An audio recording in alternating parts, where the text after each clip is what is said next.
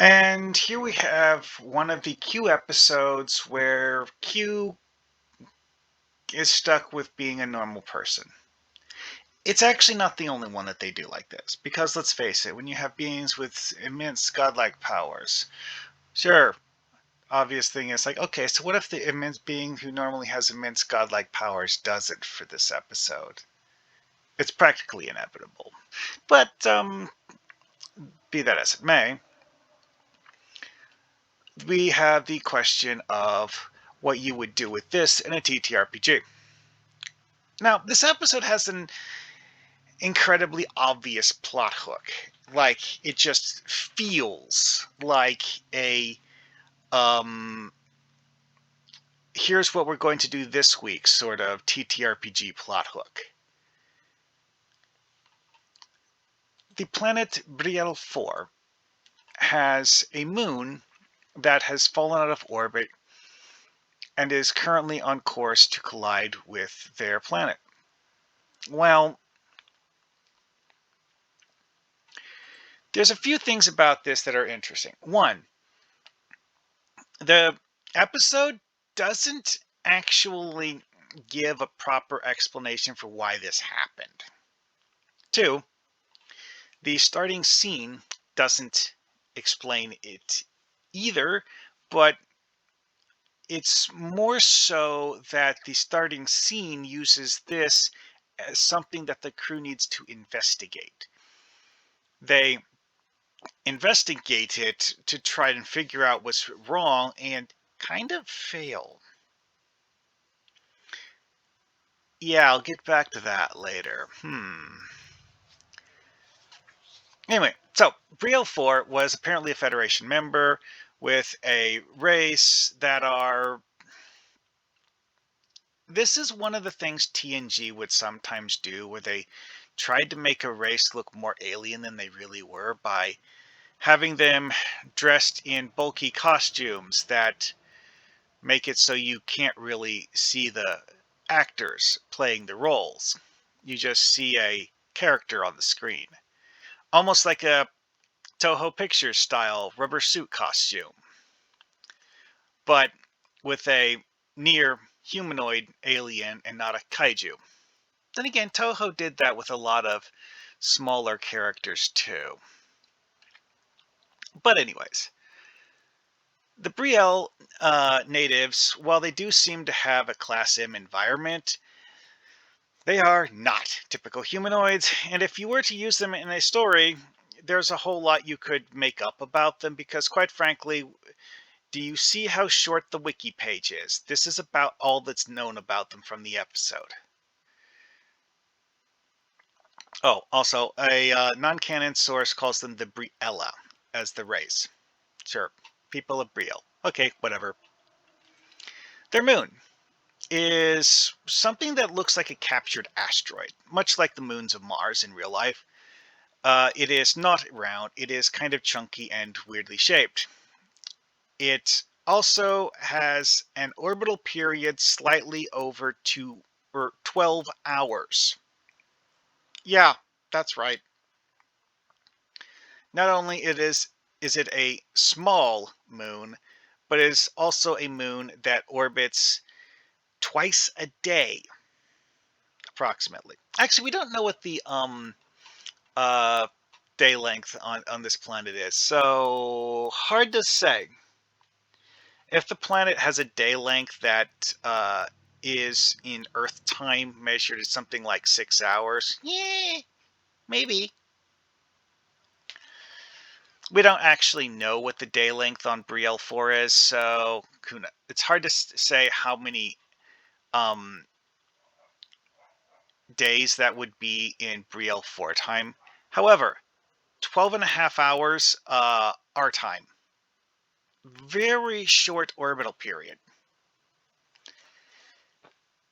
Whether that's after it got its orbit destabilized, I'm not sure, but again, because it's a Federation member world, the crew of the Enterprise would presumably be able to look up in a database what the orbital period of the moon is supposed to be. I don't remember them having anything about the orbit being like drastically wrong. Just that it was in the process of becoming closer to the planet.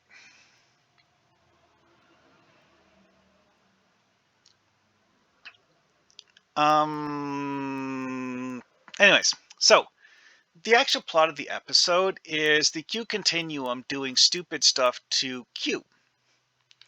It is a notable episode because it is. I don't remember if it's the first time you see more than just Q as a Q or what, but the wonkiness with this is that Q2 and the rest of the Q Continuum are judging Q for his flagrant violations of the rights of sentient beings all over the universe. And this kind of fits in with the whole idea that the Q that we all know and love is actually an impish misfit among the Continuum and someone that most of the people in the Continuum don't like because he likes to stir up trouble.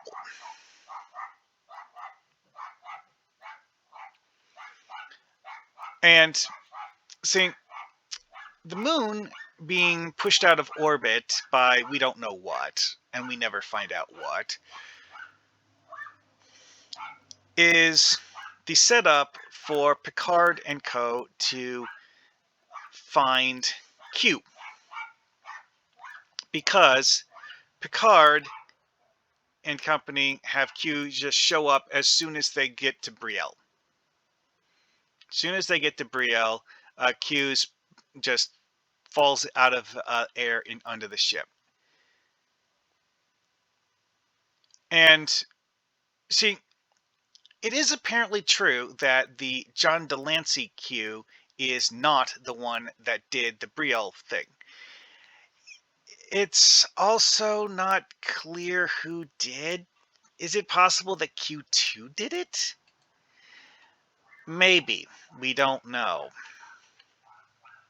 Because again, like I said before, we at no point in this episode is there actually a definitive answer as to what happened to Brielle 4's moon. It's possible that someone in the Q Continuum decided to do it just to give the John Delancey Q a moral test to see what he would, if he would be willing to do the right thing from a moral and ethical perspective, or if he would just run away and leave others to deal with their problems.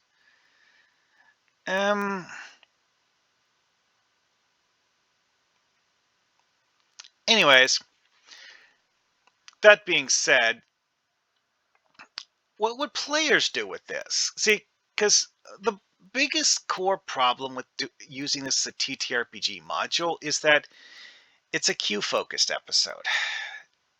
Now, having the players interacting with Q, trying to figure out stuff to do, that is an option you could take. There is a lot of other stuff in here that, I mean, it's the way the story as it was originally written played out. But if it was story as you were to do it playing out, that's very different and not something that would necessarily be the same. Now, of course, you know, if it's a Q prank thing, there's a variety of other Q pranks. Like, you don't have to use the planet Brielle. In fact, using the planet Brielle doesn't require you to use this plot. Because quite frankly, since they're a Federation member, there's a whole bunch of other things you could do to them. However, the idea that the whole moon getting pushed out of orbit thing was a Q prank is entirely a possibility. Because there's one aspect of this that I haven't brought up yet. The Calamarain. See, as an additional note on this one, the Calamarian show up. This is a collective plural. This is an entire alien species that manifests as a single glowing entity made out of energy strands. And quite frankly, we have no idea what they originally looked like, just that the Q did something to them, and that is why they look like this. Were they originally a humanoid race? We don't know. Also, how do the Calamarain know that Q is here? That's another unanswered question in this episode, is because the Calamarain show up because they want revenge on Q. Okay, they're not omniscient. How do they know where Q is? I'm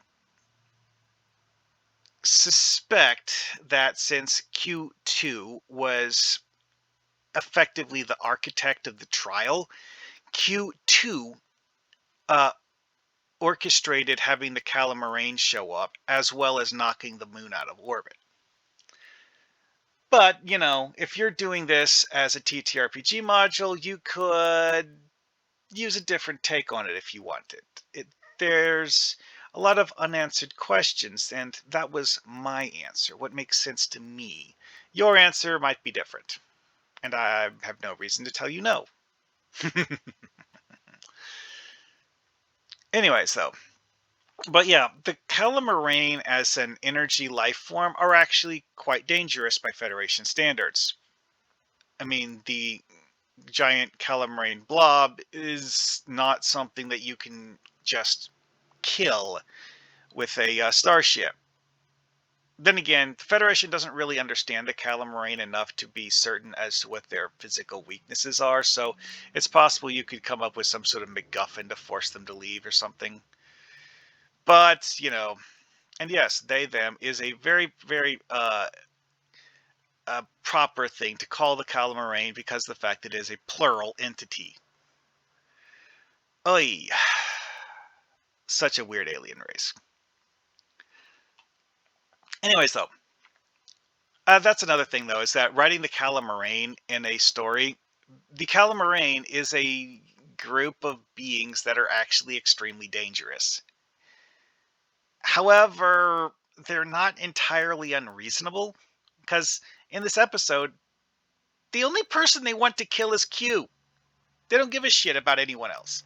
They're not attacking the Bre'el natives. They're not attacking the crew of the Enterprise. They do kind of do things that hurt the crew of the Enterprise, but that's because they're trying to kill Q. Why exactly the Calamarain want to kill Q so badly is an interesting question.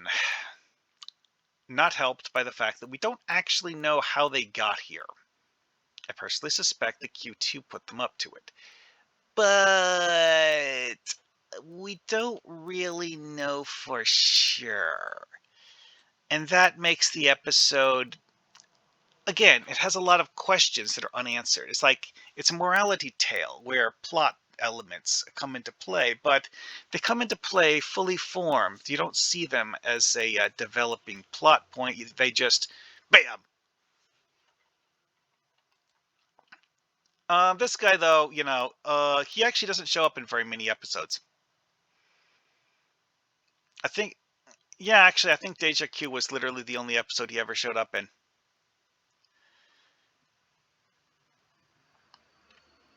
Anyways,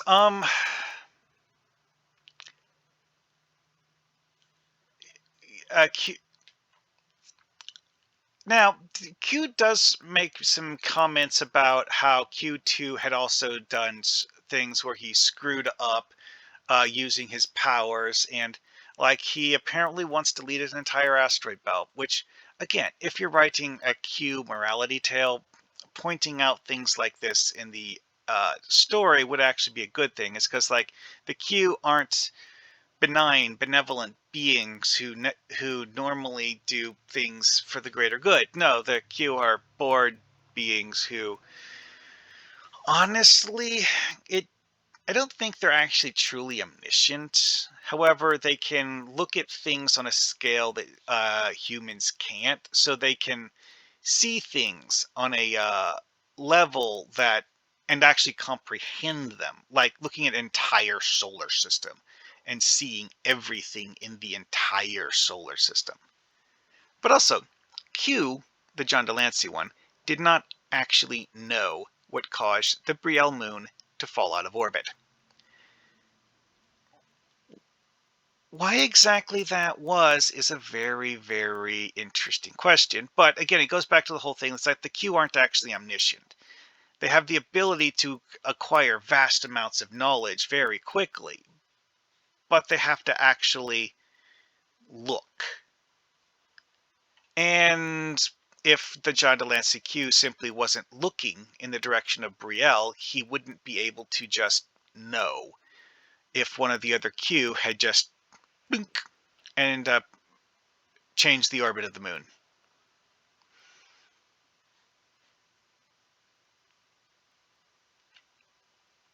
Also, it's not entirely clear whether or not Q2 actually has the backing of the Continuum for this one.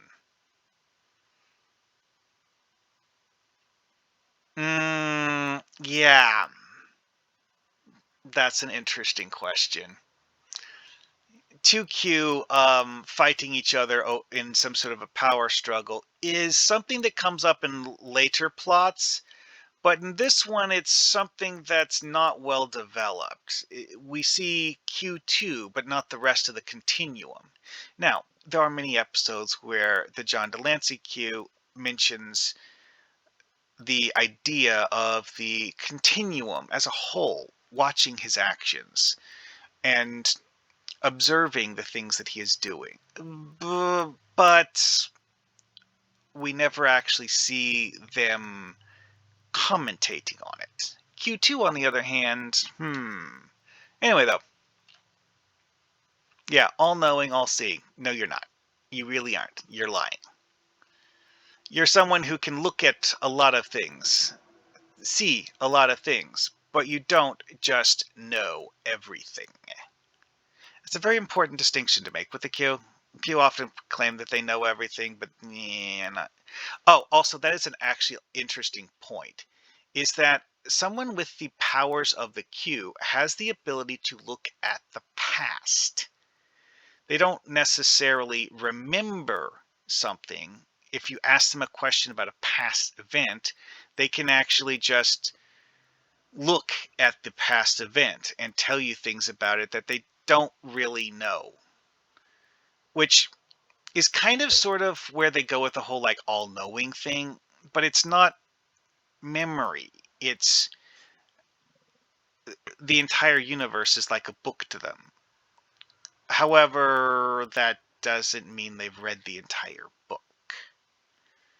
And also, they can read things on a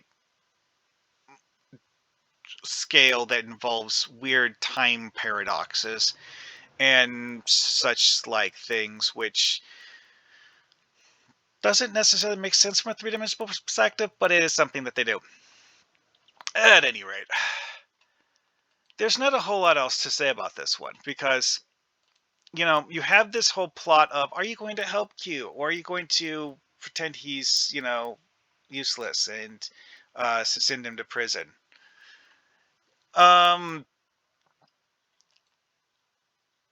Or are you going to, help Q be a hero and prove his value to the rest of the Continuum so that they give him his powers back? Actually, one of the things that's came into this is interesting is that the notion that Q2 actually forced Q to put himself into a heroic sacrifice scenario where he had a reason to give his life to save someone else. And that was the real test, apparently, in the episode.